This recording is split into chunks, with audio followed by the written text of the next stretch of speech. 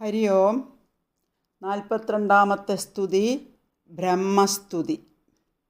ഇത് ഭാഗവതത്തിൽ അഷ്ടമസ്കന്ധത്തിൽ 17-ാമത്തെ അധ്യായം 25 മുതൽ 28 വരെ ശ്ലോകങ്ങൾ. സനാതനായ ഭഗവാൻ അതിഥിയുടെ ഗർഭത്തിലുണ്ടെന്നറിഞ്ഞ ബ്രഹ്മദേവൻ ഭഗവാനെ സ്തുതിക്കുന്നു. സ്തുതികൾ. ബ്രഹ്മോവാച ജയോരുഗായ ഭഗവന്നുരുക്രമ നമോസ്തുതേ.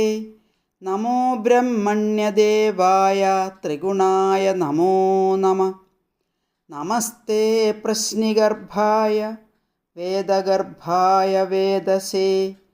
ത്രിനാഭായ ത്രിപൃഷ്ഠായ ശിപിവിഷ്ഠായ വിഷ്ണവേ.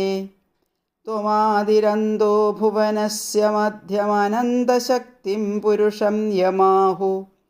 കാലോ ഭവാനാക്ഷിപതീശ വിശ്വം സ്രോതോ യഥാന്തപതിതം ഗഭീരം.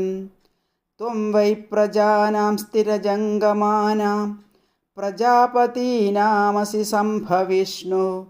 ദിവൗകസാൻ ദേവദിവശ്ച്യുതാനാം പരായണം നൗരിവമഞ്ചതോപ്സു.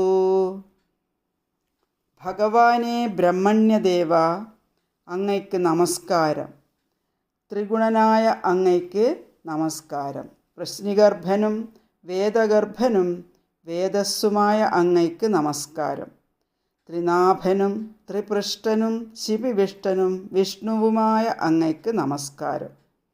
അങ്ങ് ഭുവനത്തിൻ്റെ ആദിയും മധ്യവും അന്തവുമാകുന്നു. അങ്ങയെ അനന്തശക്തിയായ പരമപുരുഷനെന്ന് വിവേകികൾ പറയുന്നു.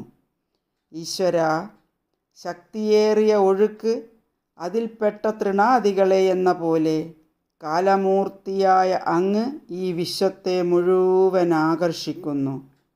സ്ഥാവരജംഗമങ്ങളായ സർവപ്രജകൾക്കും പ്രജാപതികൾക്കും അങ്ങ് തന്നെയാണ് ആദികാരണം.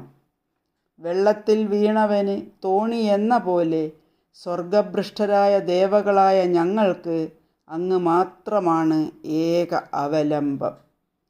ഓം നമോ ഭഗവതേ വാസുദേവായ.